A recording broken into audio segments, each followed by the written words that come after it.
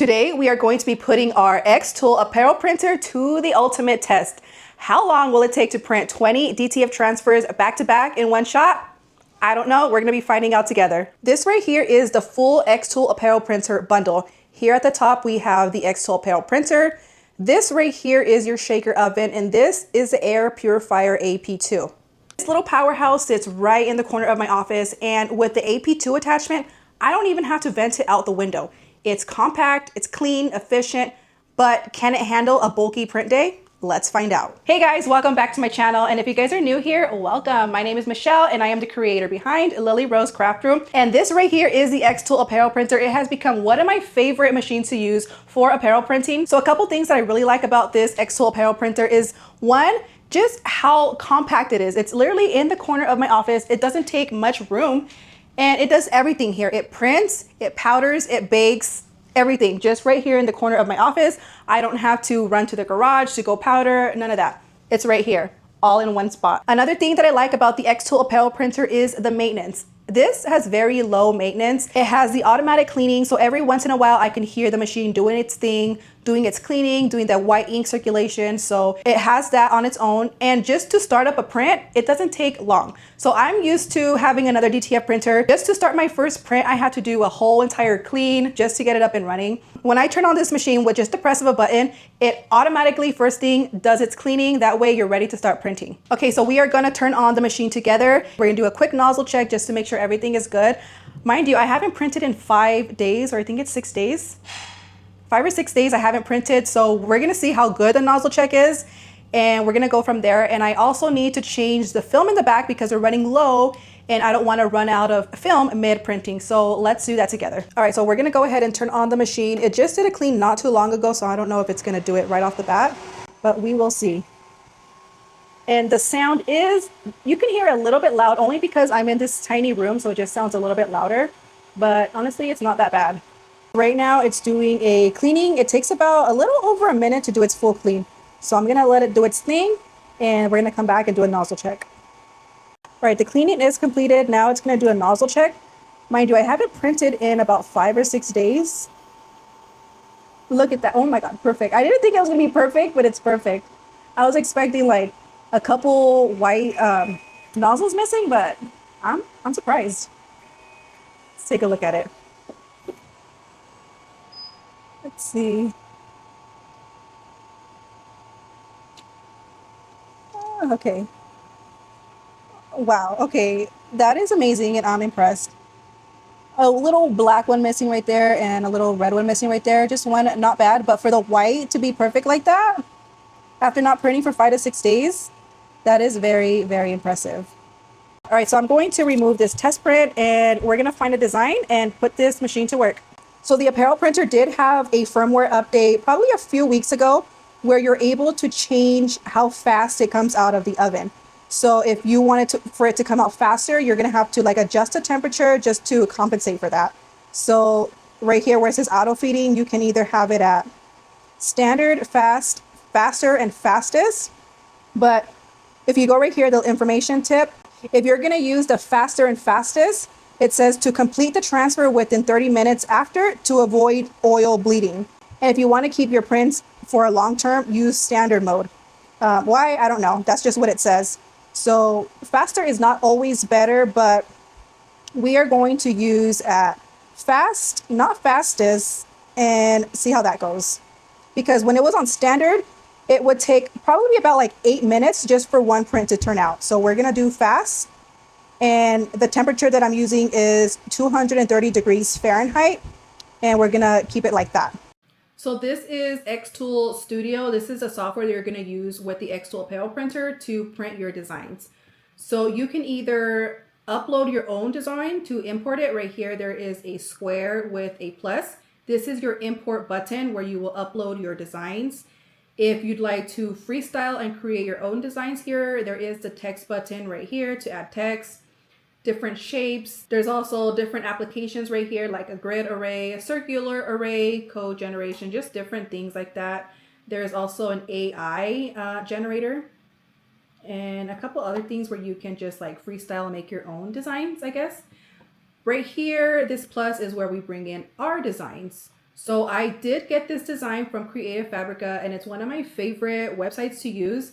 I've been using it for years. There's a lot of different designs to choose from. There's fonts, there's different classes you can take there as well, like crafty classes. So many different things on Creative Fabrica. And if you guys never heard of it, I do have an affiliate link you can use. I'll drop it down in the description. You get 10 free downloads or 1 month free, whichever one comes first. So if you haven't tried it out, make sure to take advantage of those 10 free downloads.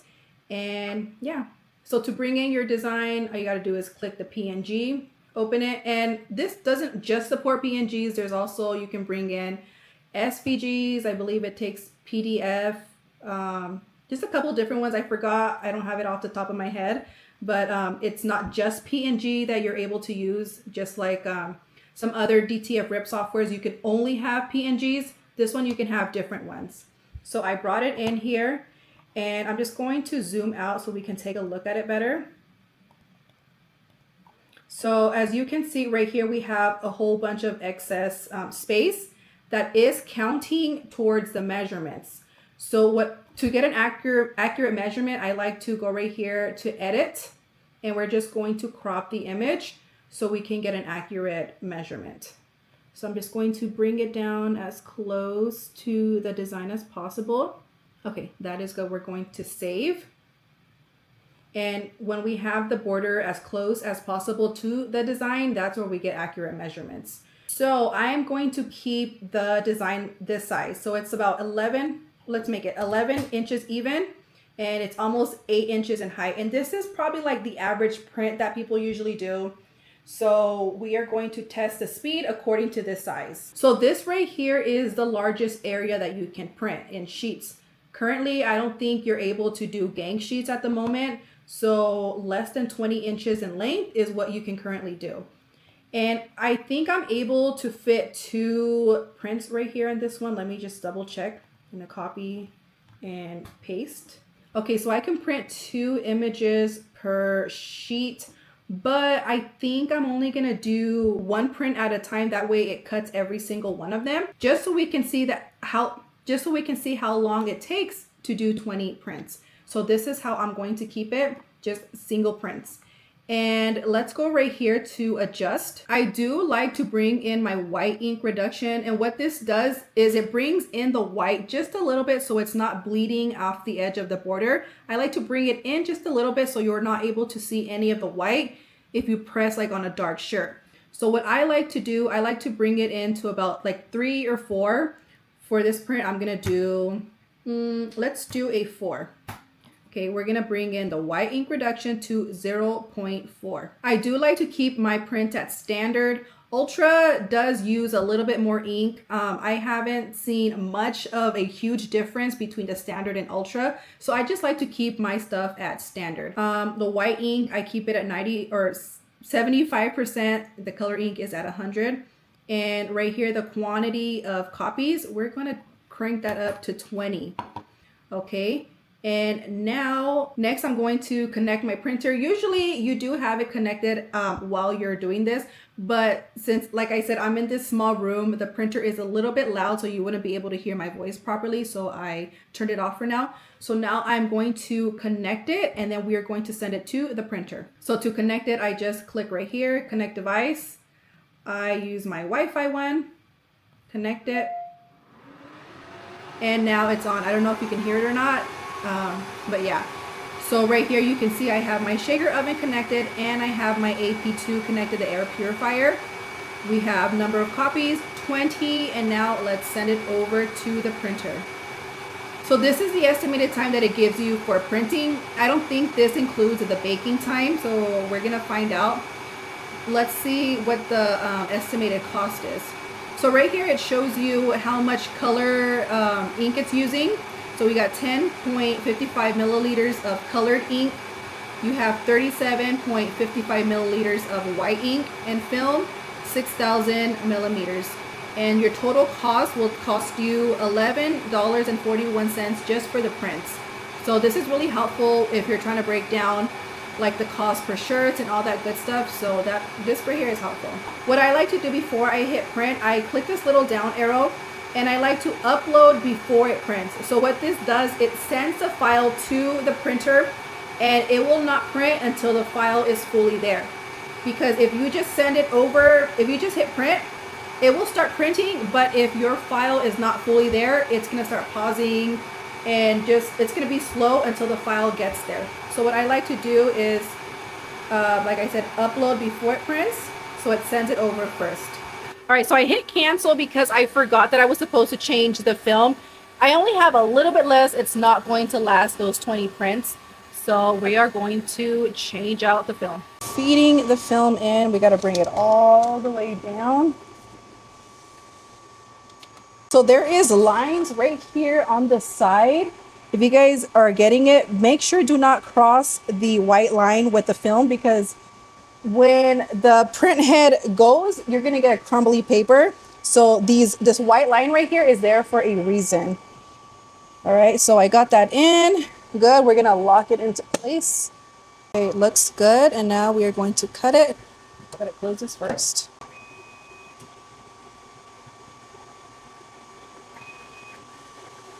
All right, we're gonna make sure we take this out, and let's get started with the printing. All right, we have the prints now printing. You can see right here it is 1 out of 20. I also have a timer going on right here, so you can see from start to finish, from the printing to the oven. The white looks really, really nice. You can see it right here. It's starting to feed through the powder, the shaker oven. Let's see, it's dropping the powder. We're just gonna do one, and then I'm gonna turn on the time lapse. So it just cut it, and now it's gonna feed it through the oven. You can see the little conveyor belt where it brings in the powder.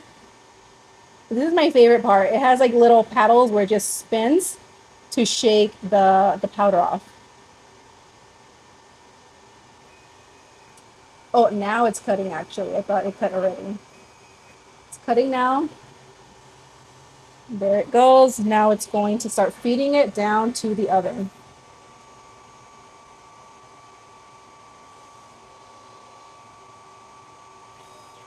And there it goes down. All right, so now let me put a time lapse so we can see the full time.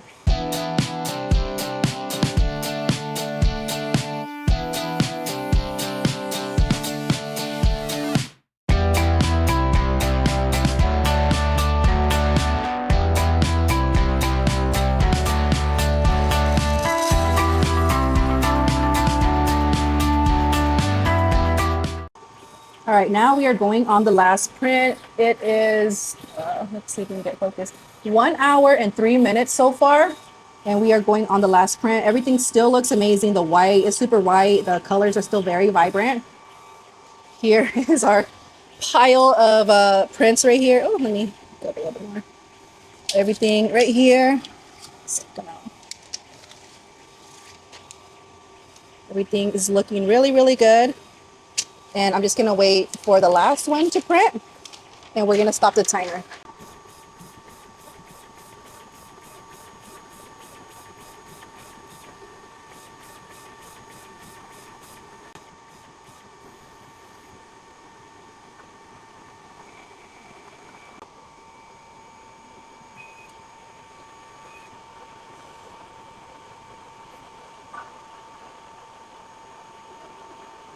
All right, so it's going in the oven now. It takes probably like 5 minutes to fully come out. All right, it went inside the oven, and we are at 1 hour and 5 minutes. So it takes another couple minutes going inside the oven, so probably like another 5 minutes. So I'm gonna wait for that to come out, and then we're gonna stop the timer. All right, I see it coming out, and we are at 1 hour and 9 minutes. So I'm waiting for that to drop, and then we'll stop the timer.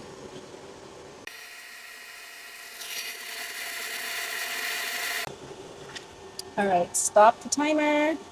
Okay, this is our last print. Look how amazing and still very vibrant for the last print. The back, everything is well cured. I'm gonna turn off the machine so it's not so loud now. All right, 1 hour, 9 minutes and 41 seconds, 20 prints done. So everything looks amazing, very nice and vibrant. Even the back, everything nice and cured. For some reason, my these, what do you call these? I drew a blank.